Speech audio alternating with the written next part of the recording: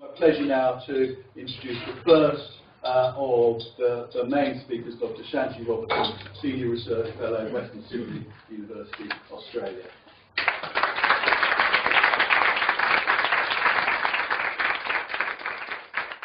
Thank you, Simon, and I'd really like to thank the Department of Educational Research and the Conference Organising Committee for an invitation to come to this magical fairyland of sunshine and green grass and duck out. Everyone keeps telling me it's not like this all of the time, but I'm not sure if I believe it.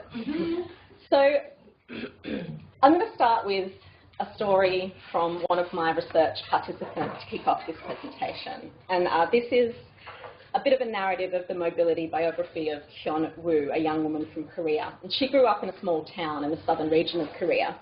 Her parents had always expected that she and her sister would go on to university, and when Hyun Woo secured a place for an engineering degree at a top-tiered university in Seoul, they were really thrilled. Hyun Woo told me they thought that my future is guaranteed. After she moved to Seoul, however, Hyun Woo was really miserable, and she kept feeling like she didn't really fit in. Her classmates' desires and imaginations of their future very much mirrored the expectations of Hyun Woo's family.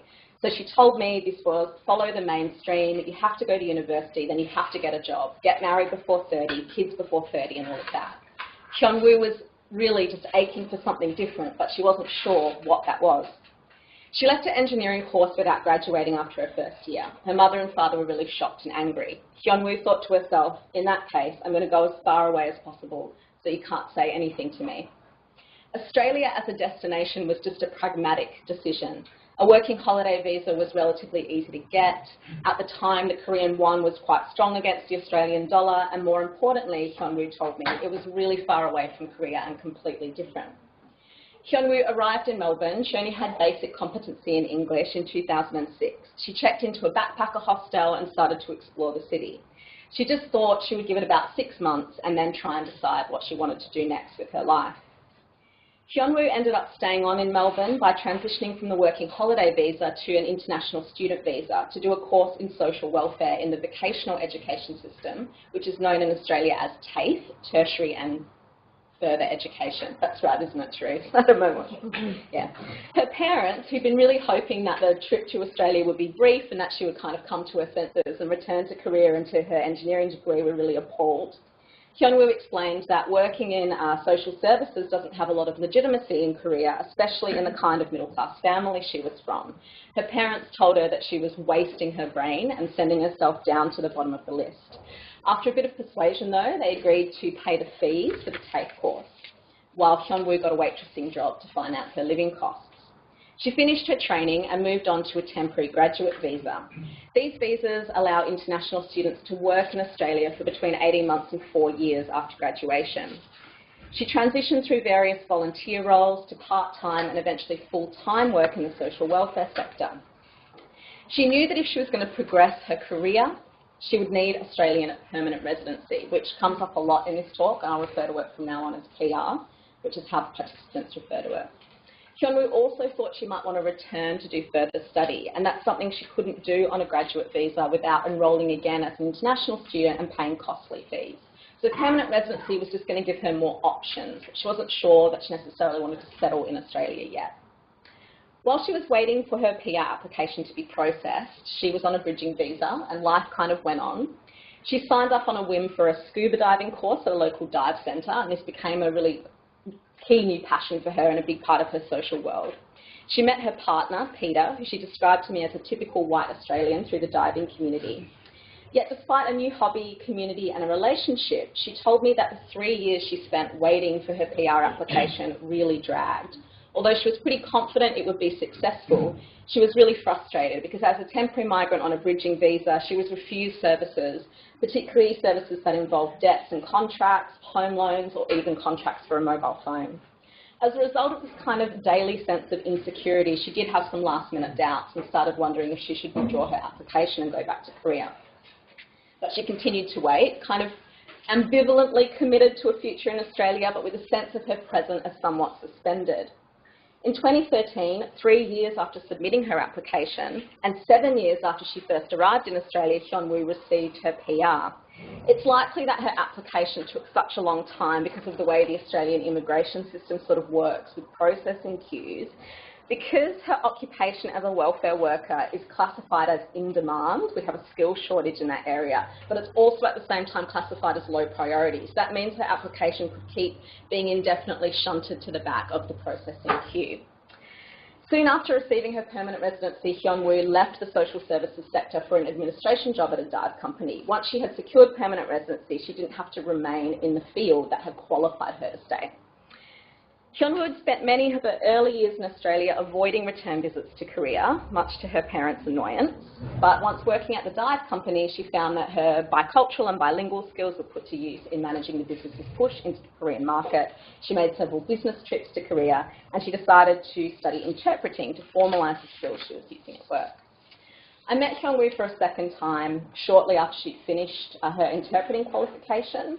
But she decided to pull back from full-time work. She was freelancing with the dive company occasionally. Her boyfriend was earning a really decent salary, and she told me she was happy just working a little bit, taking long walks with her dog, and diving as much as she could. She and Peter planned to move to the country in the next few years, somewhere close to good dive sites. Hyun-woo laughingly noted in this interview that she is a bad daughter. Not only is she unmarried, living with a non-Korean partner and not planning on having children, but she's also not following a full-time and financially lucrative career.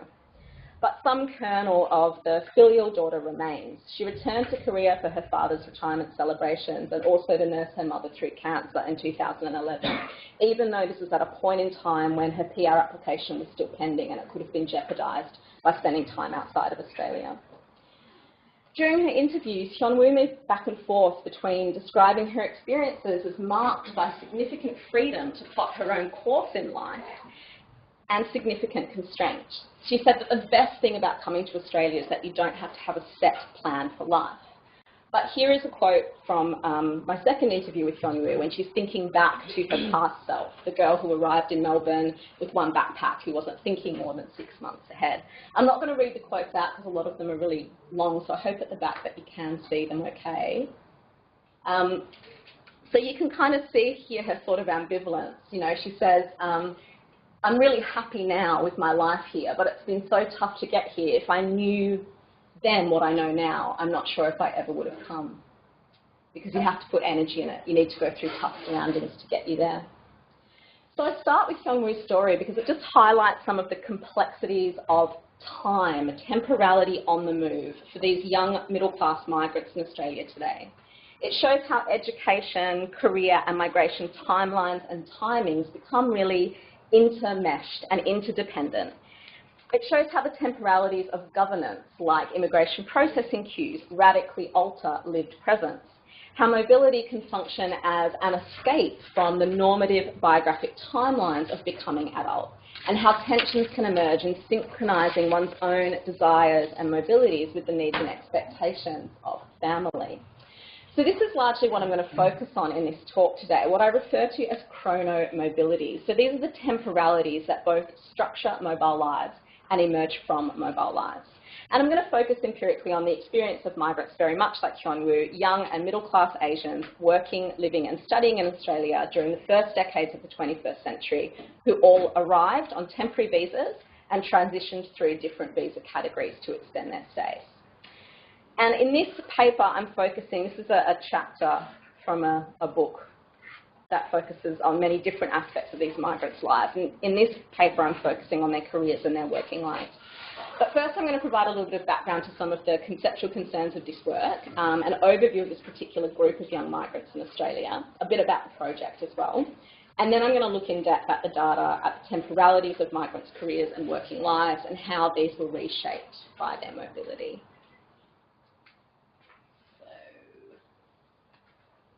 This is just a little bit of information about the project and the methods. The project website is up. I might bring that up actually during question time so you can have a look. So in this talk I'm drawing on data from a 3.5-year early career research fellowship funded by the Australia Research Council, which I've just last month officially finished.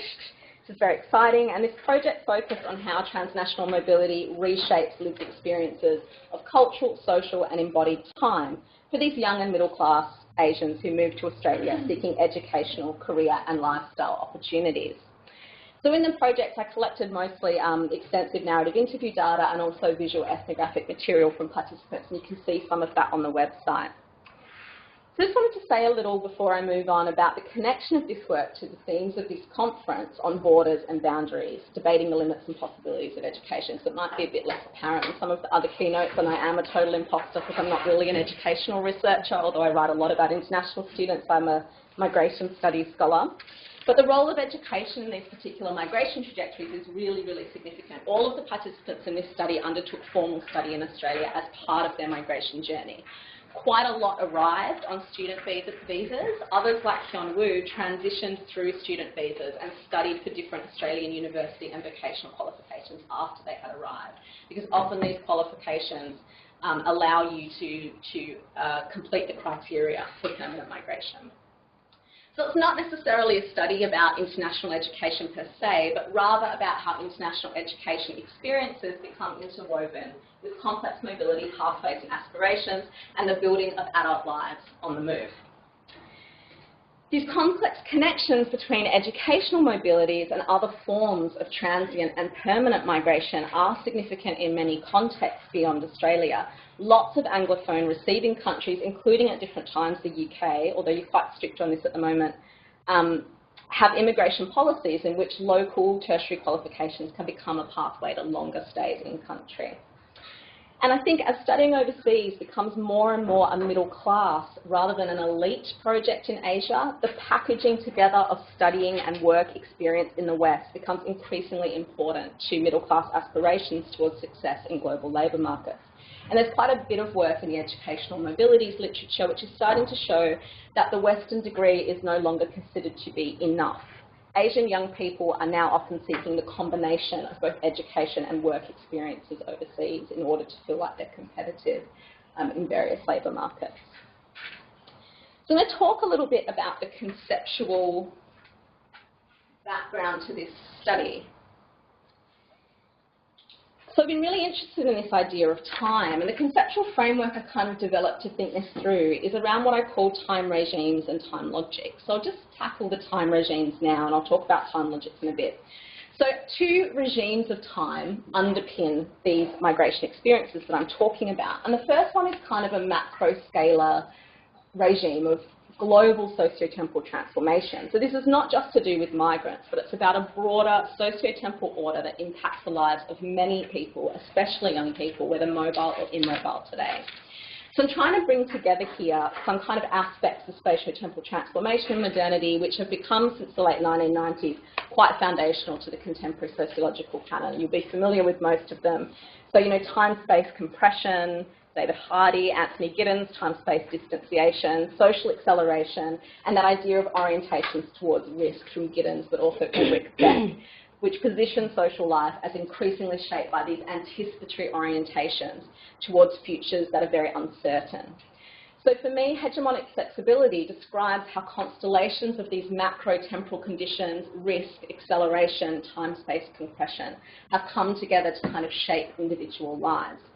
And hegemonic flexibility has various effects. For example, there's that classic kind of sociological arguments about the de-sequencing of age-related social roles across the life course.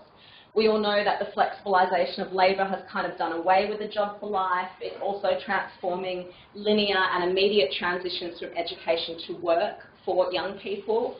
And there's also that diversifying of social norms, the speeding up of social change, which is also transforming many life transitions that in the past were considered to be more or less fixed and sequential. So, you know, that's education, employment, marriage, family formation, all the way to retirement, although I don't get that far today. So hegemonic flexibility, therefore, is this kind of macro-scalar temporal condition, what I call a time regime, and it's embedded uncertainty, transience, and desequentialisation into social organisation. And this has left young people, in particular, needing to adapt and recraft the projects of social life. So I think particularly for the young and middle class globally, this has created a sense of increasing options, but also increasing anxieties around the organisation of adult life. So that's a kind of global temporal backdrop to the lives that I describe in this paper. The second time regime that's significant in my work is related to migration governance, and that's a transvocation of migration, a kind of shaping of national policy making and the temporalities of how policy plays out. So transvocation suggests that migration is simultaneously constructed as transient, that is, of a limited and contingent duration, transitory, so that is a stage in an ongoing pathway of mobility rather than an endpoint of arrival, rather than an A to B movement, and transitionary, so a process that involves multiple overlapping and non-sequential changes of status, identity and belonging. If that all sounds rather abstract, here's some kind of statistical and policy information about how this is actually playing out in Australia. And transvocation is very evident in Australia through three key changes to migration in the 21st century. First, we were a country of settler migrants. So, I mean, some of you will be familiar with the kind of 10-pound POMs and the mass post-World War II migration from Europe to Australia, which was very much about permanent settlement. Now, temporary visas have become much more accessible and increasingly prevalent in comparison to permanent visas.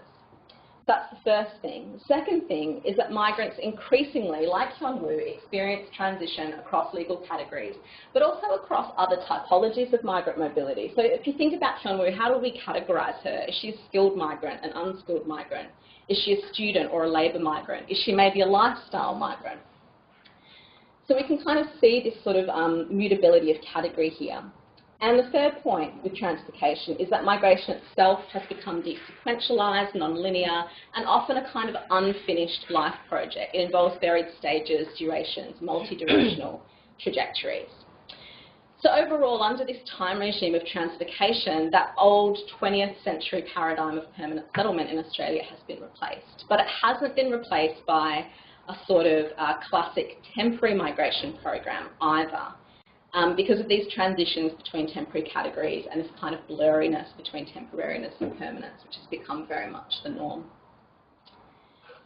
But I just kind of want to note that, you know, I've got some sort of statistics and policy stuff on the slide there, but I don't see transvocation as just a policy issue. It's also a consequence of dynamic social and cultural processes, and it's equally driven by migrants' desires to seek economic and lifestyle opportunities in multiple places at different stages of their lives.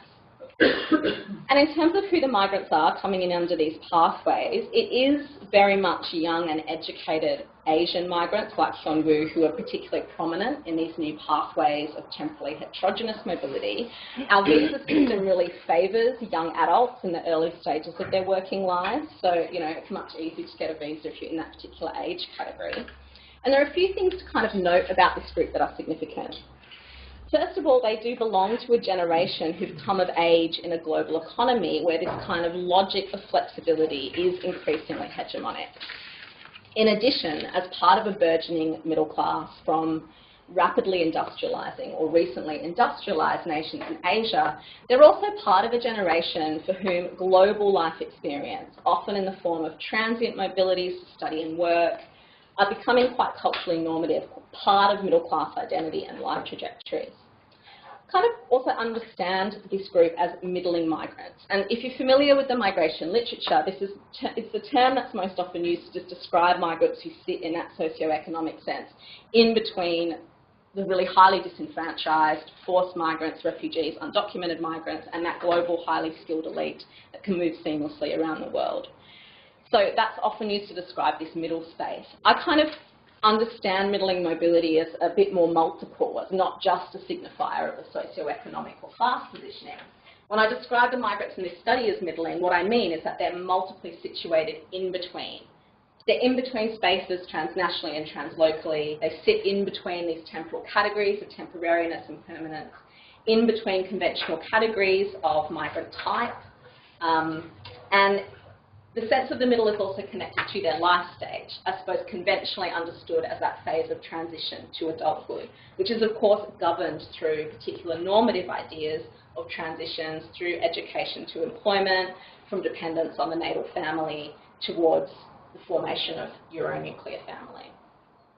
So despite the fact that participants in this study came from diverse national backgrounds, they shared this sense of middle-class aspirations and expectations of transnational mobility as conferring particular kinds of cultural capital. And this does relate to significant previous work on Asian middle-class families and transnational social capital. However, while this middle space is definitely one of privilege, it's also a space, particularly for those who are young and navigating early career and life transitions, of decidedly uneven experiences. They experience complex social and economic locations and relocations as they combine skilled and unskilled work, periods of precarity as well as potential upward social mobility, and often short-term sacrifices of middle-class lifestyles and incomes to achieve longer-term goals. And these might be migration goals or other types of goals too. And this is evident in some really interesting work coming out from the UK and Europe by scholars, migration scholars, and particularly geographers like Elaine Ho and David Lay, Violetta Parutis and Sylvia Marcoux. So I'll just go back to my conceptual slide. I promise I'm getting to the data soon. Sorry, it's a long setup here. So I'll just briefly touch here on the way I understand time logics. And so this is a concept I'm using to try and understand how time is lived and understood by migrants in their own meaning makings, their own narrations of their lives, underneath these macro and mesoscalar temporal conditions or time regimes that I described earlier. So I'm talking today about chronologic logic. So this is to do with a sense of progression of time and a sequencing of time characterised by their meanings and understandings of past, present, future, before, now, after. Tempometric logics are to do with pace and rhythm, acceleration, deceleration, repetition, disruption, and so on. And synchronic logics represent relational or collective forms of temporality, specifically how migrants try to sync and desync the timings of their lives with others across space. And that's kind of in local space, but also often transnational space. So these three time logics represent distinct but often interlinked modes through which migrants understand and make sense of time in mobility. And they allow time to be understood as multiply and simultaneously sequential, rhythmic and relational. Hopefully this will become clearer as I go through the data. So I'm trying here to provide an analysis of lived time that includes social and cultural understandings of the life course or biography, as well as the immediate and embodied experiences of time day to day and the relational dimensions of time in which temporality connects or disconnects individuals with others.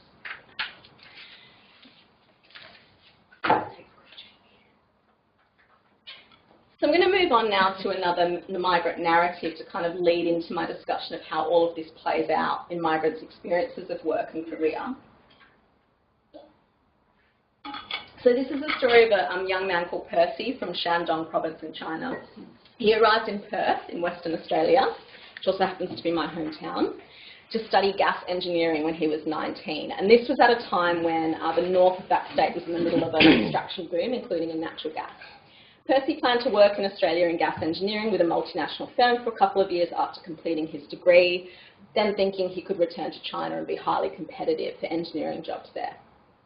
While studying, Percy worked as a waiter and a kitchen hand, as well as volunteering with various mentoring programs at the university.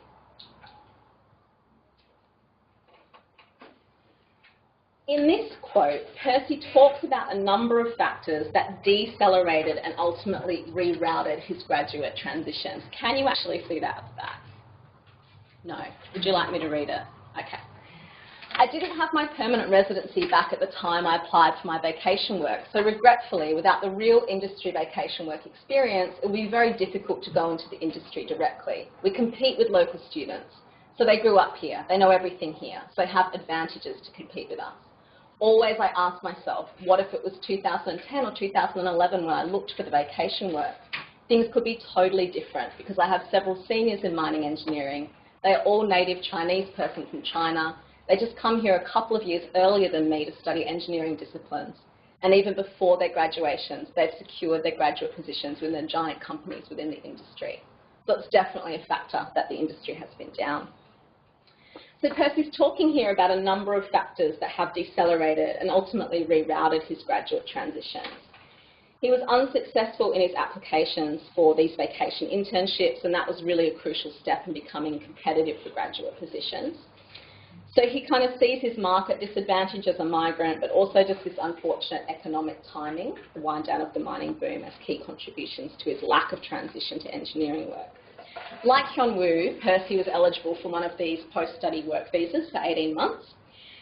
And while on this visa, he was really focused on making sure he could meet immigration requirements and, in his words, accelerate his permanent residency application. So, like Hyun-woo, he didn't necessarily see PR as a pathway to permanent settlement, but as an important gateway to be able to get professional work in his field. Percy took an exam to be an accredited Mandarin English translator. Translators and interpreters in certain community languages are in-demand occupations in Australia, so you get a few additional points in the skilled migration points test if you get this accreditation. So sometimes bilingual migrants use it to kind of boost their score to gain sufficient points for residency. As he was preparing all of this stuff for his application, Percy was also working as a service attendant in a hospital. Despite its distance both geographically and professionally from gas engineering, as you can see from the quote here, he spoke really positively about working in the hospital as a potential transition point between his restaurant work and more professional roles. So he says here, I just wanted to get into the workplace and refresh my mind. When the right time comes, I can still jump into the boat for engineering. I had to be optimistic and keep myself occupied. It was a big team. All the colleagues came from different cultures and social backgrounds. They were pretty nice, and I learnt a lot from them. Also, just to explain the picture there, this is a photo Percy provided of the hospital ward at Christmas time. It speaks to another aspect of skilled migration in this part of Australia, where we import a really large proportion of our health workers from the UK. So their Christmas decorations involve these effigies of Wills and Harry having tea by the fireplace, which I thought was quite cute. So despite not having full-time work and not being in the engineering sector, I'm so sorry about the slides being a bit dodgy. Percy was really keen to try and keep his skills up to date. So he's balancing this intense schedule of studying for the English language test, required for immigration, the IELTS test, which some of you might be familiar with. He was doing his translator training to get that accreditation. He was doing shift work at the hospital, but he was also doing what he described as investing time into maintaining networking activities that could progress him into engineering. So here he's talking about how he was going to all these professional networking events in engineering, trying to meet like-minded people, trying to learn from the people he was networking with to try and sort of keep that engineering option open. So Percy received his permanent residency in 2015, so that was only 18 months after his graduation, so much quicker than Hyun-woo.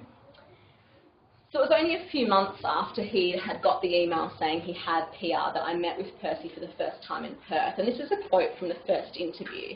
So at this time, Percy's really optimistic. Now I've got residency, my engineering career is going to take off really soon. But he was kind of open to imagining some alternative career paths as well. And he's talking here in this quote that now that he has permanent residency, the real journey is going to start. It's not the end, it's just the beginning of a new stage. So he's talking here, you know, I spent 5 years pursuing this degree in engineering. I'm passionate about it. I want to be a professional engineer. But while I've had this kind of strange limbo time, I've been working on my personal development, my communication. I don't have a job yet that's relevant to my major. But I kind of understand that if I follow my passions and I build these skills, everything's kind of going to be okay.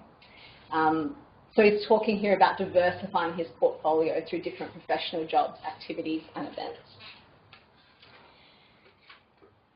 I spoke to Percy again a year later after this interview, and he was really happy that he progressed from working in the hospital to an office job as a consultant at an education and migration agency. Many of Percy's clients were Chinese students in situations that reflected his own life path. He had been really relieved to find this job because he'd had these patched together working weeks, shift work at the hospital, freelance translation projects at home, and he was feeling like quite bored and exhausted by this. So he was really happy to have this job, even though it wasn't an engineering job.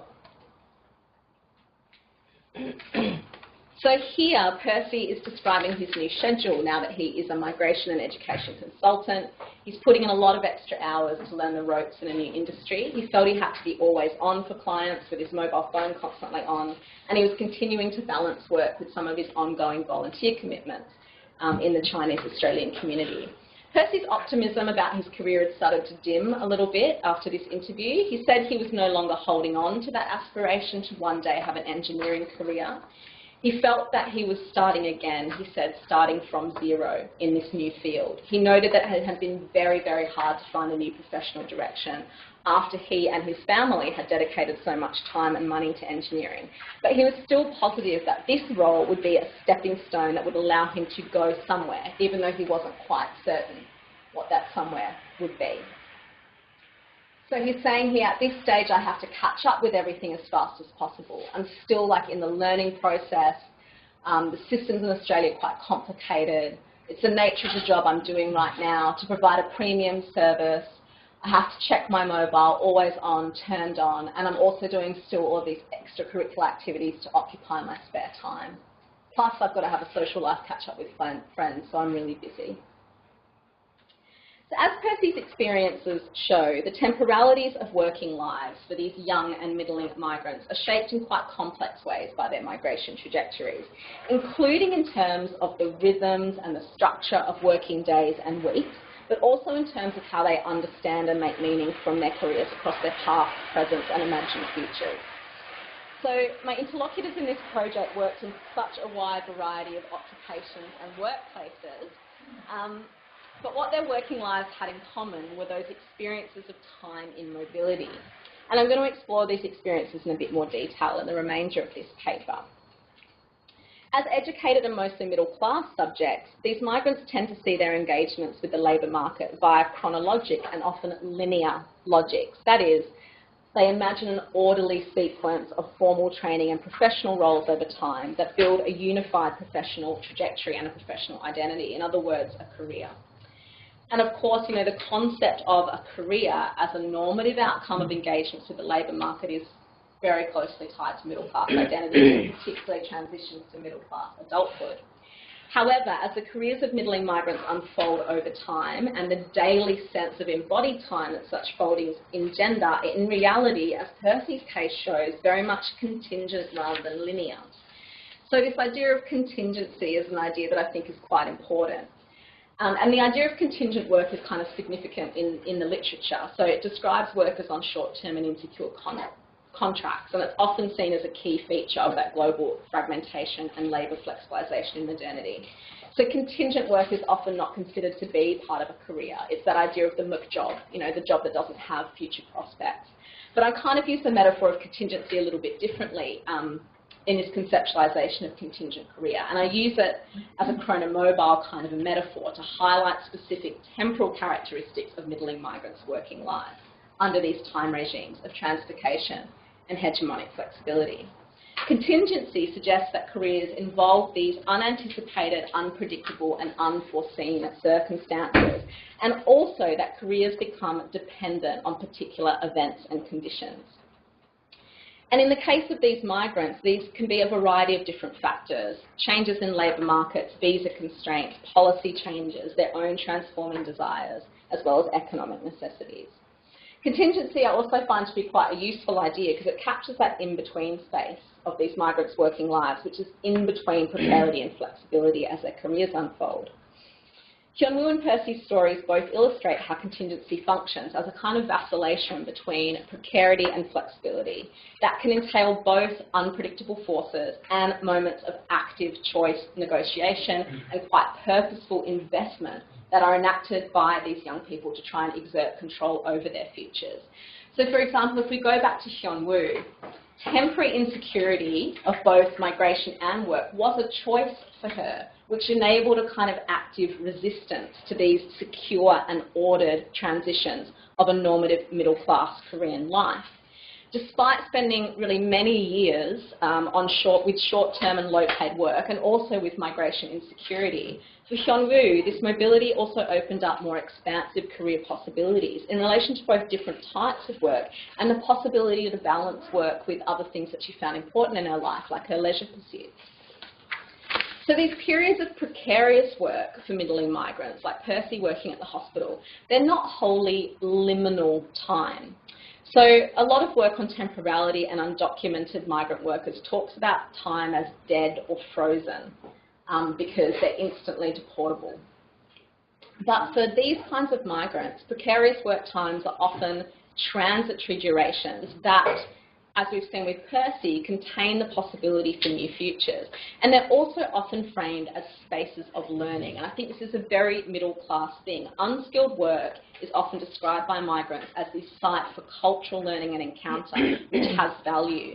And this is an attitude that is underpinned by governance discourses that continue to position youth-focused student and working holiday visas as about cultural exchange and developing soft skills as well as formal study or work. So, you know, a lot of people who were in work positions that I would absolutely define as highly precarious and highly, you know, often exploited, they didn't see these jobs as dead ends often. They continued to see them as potential stepping stones. So work can thus simultaneously be pregnant with both insecurity and possibility for these young people.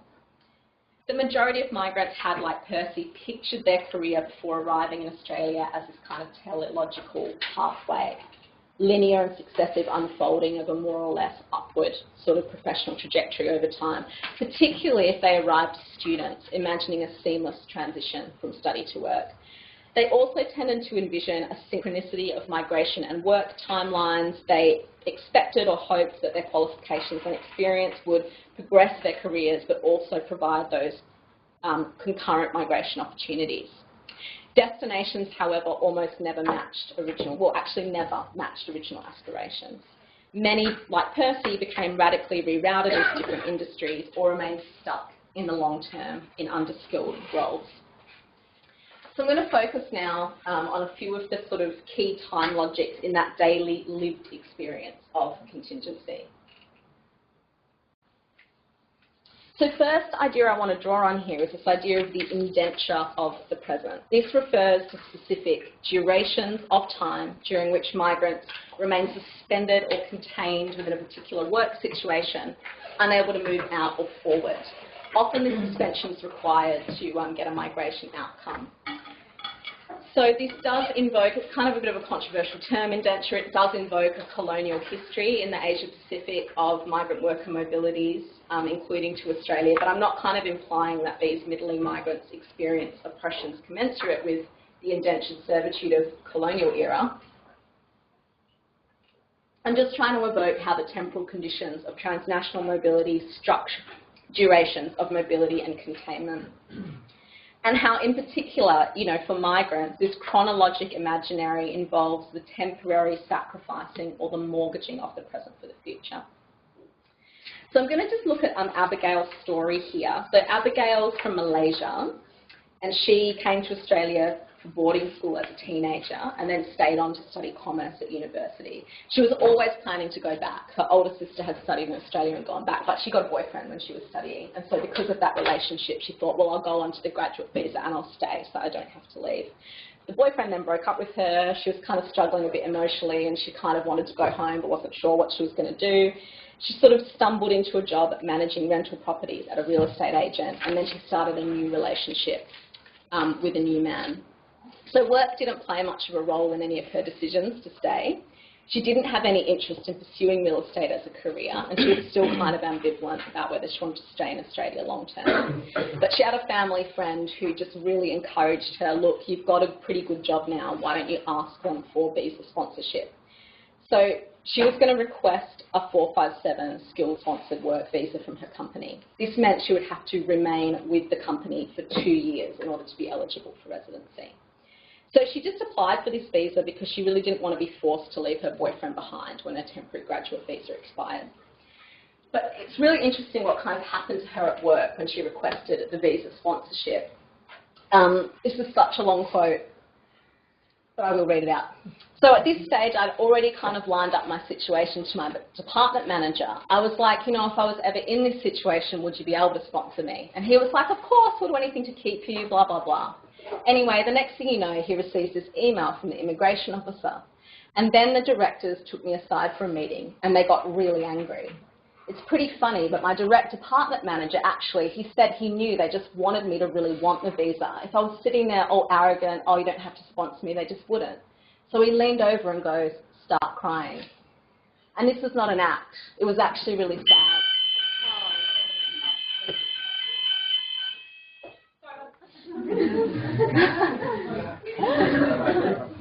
looked at him and I'm like, shut up. And then I turned around and waterworks, just tears down my face, and I'm just crying and crying. I'm like, you don't understand. The people I've worked with here are like family. I don't have family here. And I was like, I'd be happy to stay until you find someone new. Or if you sponsor me, you know, I'll work very hard. I'll stay with the company for a long time. And that's really hard to find in real estate. So yeah, they decided to sponsor me. So one of the reasons why these migrants often have trouble finding professional roles is because they're seen by employers as kind of transified workers because they have temporary visas. They're seen as being a bit unstable and lacking commitment. So in this meeting with her bosses, Abigail really has to embody a performance of stability, long-term investment as a faithful and grateful employee. And her emotional response here, it's not really inauthentic because she is really stressed about the consequences of the meeting. But she kind of has to break down emotionally in front of her employers and claim that they're like family to her, despite the fact that she's completely ambivalent about the job. And that's directly tied to the fact that, you know, her migration project is under this regime of translocation.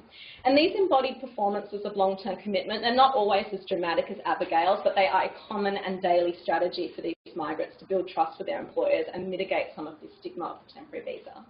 After the meeting, the directors agreed to support Abigail's sponsorship, and her visa was granted quite quickly. She was getting more serious with her boyfriend at this stage, so she wanted to stay in Australia at least for a while. So she now really wanted to transition to PR, simply for the sake of not having to worry about yet another looming visa expiry date as she thought about her future plans. But this meant she had to stay with the real estate company for 2 years of indentured time. And this was really tough for her. She says, you know, with every job there's an up and a down. In real estate there's high turnover. I love my friends that I make, but then they go and you get other people that you don't want to work with, and that's when the job becomes so heavy. There are times when I'm like, I wish I could just get out of the company and go somewhere else, but you know, I wouldn't. And forcing myself to stay somewhere, that sucks. I know, I feel like they own me. I can't do anything. It's not like they treat me badly or anything, they don't, but I do feel like I owe them. They could pretty much tell me to do anything and I'll just jump. How high, you know? And for 2 years or more, it's a long time. She also talked about how, what her future plans were.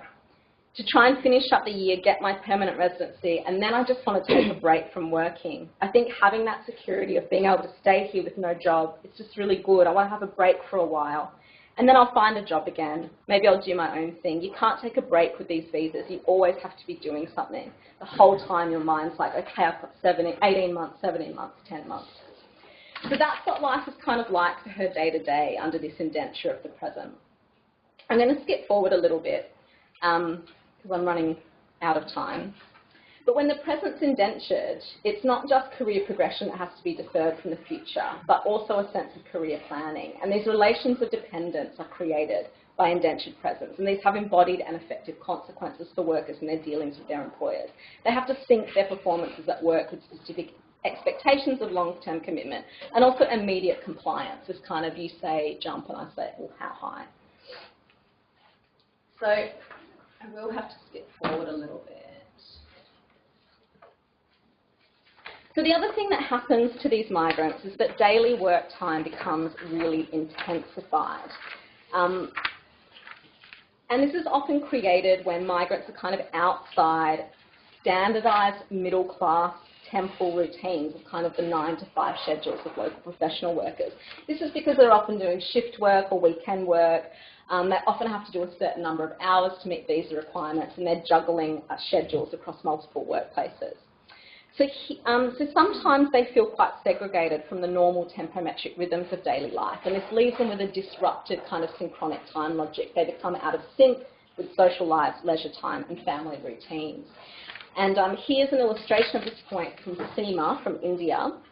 And she arrived in Australia to study. She had a master's degree in accounting from an Australian university, but she was unable to find work as an accountant. So she's talking here about a period of time where her temporary work visa required her to work 30 hours a week for 1 year in order to be eligible for residency. So that's a condition of her visa. So she's explaining here her lack of agency over the structure of her working week. So she says, I started again in the food services, but it was a casual base. I was getting work for only like 3 shifts a week, and that would be like 12 hours. I had to work full time. My visa was telling me to work more, and they were like, oh, I don't have work, I don't have work. Like every time I call my supervisor, thrice in a time, will you believe that? And then she understood. She was trying to give me work, but as a casual, it meant they had to give more priority to the permanent ones, so it wasn't enough. So I find the same work in the food service in another place too. And then after that, I was meeting my visa conditions. I was working 2 different places. I had non-stop work for 1 year. I didn't take a single day off.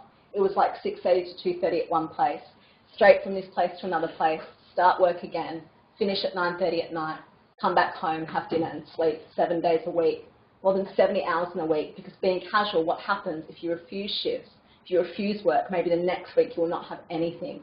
So I will not say no, just whatever comes in, I'll grab it. So one consequence of Seema's intensified work schedule was that she couldn't provide care for her young son. She had no choice but to send him back to India to be temporarily cared for by her parents. This decision meant that despite her frantic schedule, she found this period of her life to be marked by an intensely heavy slowness, an almost utterly suspended sense of time passing. Both the tempometric rhythms of the everyday and the chronologic sequencing of events in time altered for Seema. Focusing only on work, her days blurred into one another with frenzied and monotony. So she's talking about after she left her son in India and what it was like to come back to Australia at that time. Oh, it was so slow. It was very slow. When I arrived after leaving him there, it was like this time had stopped. And then I kept myself so busy with the work, I didn't feel like, is it Monday or Tuesday? I was just going to work. As soon as I got up in the morning, I wasn't sure, like, am I going to workplace number 1 or am I going to workplace number 2? What is the date today? It was like as soon as our alarm beeps, go brush your teeth, get ready for work. You know, it was just one focus, work, and that's it. I forgot it was my birthday. It was in November, and I really forgot. And one of my friends, she rang me 12 o'clock midnight, happy birthday, my dear. And I said, what? I was like, is it my birthday? I don't even remember. So Seema also became completely desynced from her other social roles as a wife and a mother and a friend. Although she was living with her husband, she described their relationship during this time as like a long-distance one. He was also doing shift work. They rarely crossed paths at home. They communicated mostly through notes and text messages. And of course, approximate motherhood was also suspended, although she tried to fit transnational mothering in around her other commitments. Okay, so I will wind up here. As Schubert and Collins have noted, the transnationalism of young middle-class people seeking work and educational opportunities today is far from a straightforward narrative of capital accumulation. Rather, such journeys are in many respects unmappable and unknowable in advance. Moreover, these journeys have to be recognised as shaped by the career flexibility and the lifestyle fragmentation that's quite synonymous with our current era of globalisation. So I've tried in this paper to give some attention to the everyday temporal consequences of this, focusing on how work and careers for middling migrants are shaped by these time regimes of hegemonic flexibility and the translocation of migration. I guess my overall argument has been that these time regimes produce particular kinds of career trajectories, which then create these specific lived experiences of tempometric, synchronic and chronologic time in migrants' working lives. So I think there's a fundamental tension there for many of these young people around imaginaries of careers as teleological progressions and the realities of careers as highly temporally contingent. These careers are unpredictable zones in which precarity and flexibility become unevenly dispersed across a migrant's career in ways they often cannot foresee. Yet, they still seek to purposefully sacrifice and invest their time in anticipation of shaping a future, even as these futures continue to be made fuzzy by contingency. Okay, thank you.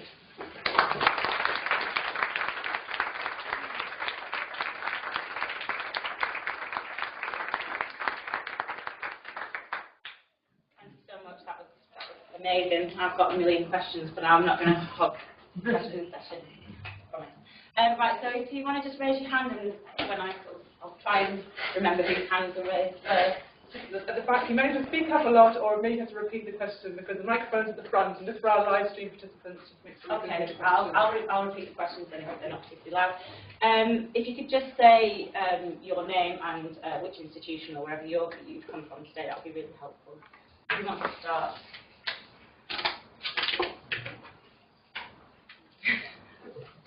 Yeah. I was interested with your education thing. You just said anything about gender. I was struck by listening to some of the scenarios about how it might be different for men and women. Would you make any observations about that? Yeah, definitely. So there are other parts of the book where I do talk about that. And of course, you know, biographies look really different for men and women. So for lots of young women, like Hyunwoo, coming overseas was a chance to kind of escape some of those normative feminine biographies as well, even if it was just a chance to sort of suspend them. So this idea that, well, I am under pressure to marry and have kids, but if I go away for a few years, I'm away from family, I'm away from community, I can suspend that pressure. And it hasn't come up so much in my study, but there's some excellent work by a researcher called Fran Martin at the University of Melbourne who looks at female Chinese international students and talks about that period of time away as a zone of suspension of that timeline of the female biography, but also as a time for kind of sexual exploration as well, like away from, I suppose, particular judgments that they might have if they're at home. Things start to get really different, I think, for men and women, like round about the end of that transition to adulthood when you're 30, 35, because obviously the reproductive timeline comes into play. So women have really difficult decisions then to make, as all women do, around what they do with their careers and child rearing, and that becomes even more complex by these migration conditions. So Seema's a really good example of that. Like, she had to actually suspend mothering in order to achieve her migration goals. And there are a few women in the sample like that. They also have to make the decision about where they're going to have kids, and that's a really big one, because if you're on a temporary visa in Australia, no subsidised education, no subsidised childcare, no subsidised healthcare. So having kids in Australia becomes much more expensive if you don't have PR. Plus, you don't necessarily have the extended network of family support. So a few women in the sample were actually planning to go back when they were ready to have kids. So that's an interesting factor. There's other gender stuff there as well, which maybe we can chat about later, but I will leave it there. Yeah. Next question. In terms of higher education, is there any institutes that these people go into and how those decisions are made? How they decide where to go. Is it a case of there are only certain institutions that I can go to, or is there a conscious decision to do some research? It kind of depends. They do quite a bit of research, and some of these young people are always thinking about the migration outcome. So they're focusing on particular, not necessarily institutions, but particular courses that are going to be valuable for migration points. And they're quite varied in Australia as well. You know, when we talk about highly skilled migration in Australia, that includes skilled tradespeople, includes things like nursing. So sometimes they're quite focused on education for a migration outcome. In other cases, they're much more following their particular interests or passions, and the decisions to kind of go for permanent residency come later, which make things a little bit more complicated for them. Some of them come through the vocational sector, but many are going through higher ed. And the international education sector in Australia is quite diverse. We've got the classic universities, we've got a lot of private colleges as well who are profiting quite a lot out of students like this. And then there are systems like even IELTS trainings. I don't know what IELTS is because you have it in the UK as well. That is just such a money spinner in Australia, because these migrants have to sit the test for student visa, but then for every other visa they need a new score or a different score. So even aspects of education like that, there is an entire industry, entire educational industry, which is really a hybrid often of private and public sector that's making massive amounts of money off these students. And also obviously there's a lot of agents and brokers in home countries as well, which are shaping the trajectories in particular ways, at least initially. Yeah, my name is Eden Lee from Lancaster University Education Research, and thank you for your wonderful talks, and it reminds me of my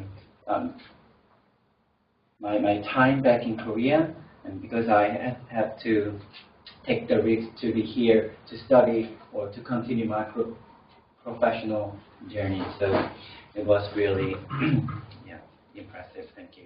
And I have some questions for you, and the first question is, have you ever found anyone who achieved what they really aspired or the dream, and they could be a little bit different from what you introduced to us, and they could be and if you found anyone who just like achieve what they just dreamed, and then how those how can you conceptualize them into your framework? And that's the first question. And then the second one is, I wonder where and how I mean, what I mean by they is the students that you, or the participants that you introduced to us. How did they develop those presentation and hopes and dreams about living, about studying in other countries, or beginning their identity, beginning their second life in different countries? So how do they start kind of thinking about that? Okay. So to answer your first question, so I mean, across this project, but also across my previous projects, which have looked at similar migrant groups, I don't think anybody actually ended up where they planned to end up. Some people did end up with a desired career, but had taken them a lot longer to get there. So, for example, one woman who really had all of the markers of migrant success. So she'd come to Australia to do a PhD. She already had an established kind of career as an academic in India. And she did end up with a secure tenured academic position at an Australian university, but it had taken 10 years from the end of her PhD for her to get there. So she did end up where she wanted to be, but she was really extremely frustrated by the fact that her career had taken so many steps back to get there. So she felt like she was behind. And she actually wanted to go back to India because she was frustrated by how things had worked out in Australia. But she said, I've lost too much time. I can't go back there now and kind of start again when all of my peers have been in the same companies and the same universities so she kind of felt like this lost time in her career was absolutely irretrievable and there wasn't anything she could kind of do about it.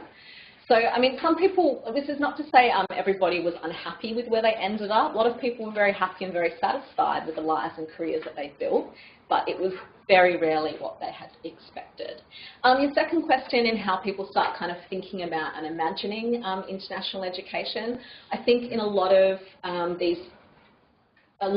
places in Asia among the middle class, it is becoming very embedded. So lots of people had older siblings that had studied overseas. Lots of people were very much encouraged by their high school teachers, by their parents to study overseas. It takes the shape a little bit differently in different countries. For example, in South Korea, there's a strong push from the government for young people to spend the period working and studying overseas. So there are a lot of brokers over there that push it, but it's also kind of pushed in government discourses. In urban India, for example, there's one of my PhD students is working specifically on upper middle classes in Mumbai and international education trajectories. And there, the idea of the foreign stamp is just really important to middle class identity. It's not even about what you study or where you go to study or what you do when you're overseas. It's just the fact that you've been overseas. You kind of need to have that ticked off in order to then kind of move forward in the upper middle class trajectory.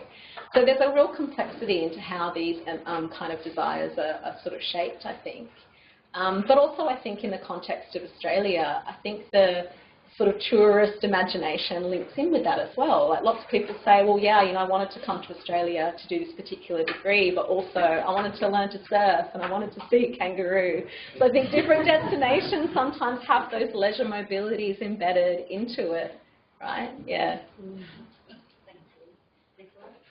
Thank you so much. I really enjoyed that and all aspects of it, but in particular the theoretical stuff. And it's got me thinking about something that Jess and I have been working on, and we're trying to develop a book proposal about graduates, UK graduates, moving it through the sort of first 5 years of post-graduation, and thinking about time as capital, perhaps, and the luxury of time. And we've been sort of looking at working class and middle class graduates and thinking about being able to spend time, being able to have time, being able to take time. That's a real luxury that can't be afforded to everyone, and some people have to look for the right now job rather than the right job. And if you want the right job, you have to go on this very circuitous journey and be prepared to have the kind of fallback space and things like that. So I'm wondering if you think that time can be thought of as some sort of capital. Absolutely. I mean, I completely agree with what you're saying, and I think I think you're absolutely right, and I think it's highly kind of classed. I think particularly with graduate transitions, like being able to say, well, I'm going to spend 6 months polishing my resume or doing unpaid internships or going to all of these networking events. That's a privileged position to actually be able to spend time doing that. And I think the other aspect of that also is young people that have to invest time into other aspects of their lives, whether that's, you know, emotional or financial support of family, for example, or support of community as well. So, you know, this is a very different group to, say, the graduate transitions of refugee young people in Australia, who often face those pressures of, if you're a high-achieving refugee young person in Australia, often there's an expectation that you invest a lot of time into your community. And so that as well becomes an investment of time, and then time is a finite resource, and it takes time away from some of these managing of the graduate transition that you talk about. So yeah, I absolutely agree with you, and I think that's really promising, that line of research, and I can't wait to read about it and publish it. Okay, I'm just going to ask a question. I'm just really interested in this idea of the return migration, and if it's pushed in kind of countries you know, of origin, go away, have the time abroad, but it obviously is instilling a kind of mobility sensibility within students, and how prepared are they for staying on? You know, how much information do they have about how difficult it might be if they remain as graduates while we go on with the stamp? It's just really difficult because it actually doesn't matter how much. And when people kind of say, well, what's the policy solution to this stuff? You know, we need to do more education outreach. The problem with this is actually the temporality of governance. It doesn't matter how educated you are about the Australian immigration system before you start. That will change 6 months, a year after you get here. And I had some people that were so prepared, you know, were experienced nurses or engineers in their home countries, had done all the maths, knew they were going to meet the points, came to Australia, just had to do like 1 year of a bridging course, and then something changes. Like the Nursing Association bumped up the IELTS score by 1 band score, and then suddenly you spend a year sitting and resitting the IELTS test and you can't get accredited as a nurse. You end up going and working paraprofessionally in aged care, and you just kind of get stuck there. So it's a tough one, right, because policy is immediate. You know, it just can change overnight with no sort of arrangements for people who've already started along those pathways. So I don't think anybody really knows how hard it's going to be when they start out, particularly because the messaging from the Australian government is, we're a nation of immigrants, we have these skill shortages, like we really, really need people. If you meet these criteria, you're, you know, they just say, oh, you're highly skilled, you're an occupation in demand. And it's really really disillusioning to say, I'm an in-demand worker, and then you get to Australia and nobody's going to give you a job. So there's a kind of dissonance there with the temporalities of life and the temporalities of immigration governance, I think. So it's a tough one. Thank you. Right, I've stolen the last question. Right, it's time for some refreshments, so we're going back to where we were this morning. Thanks again.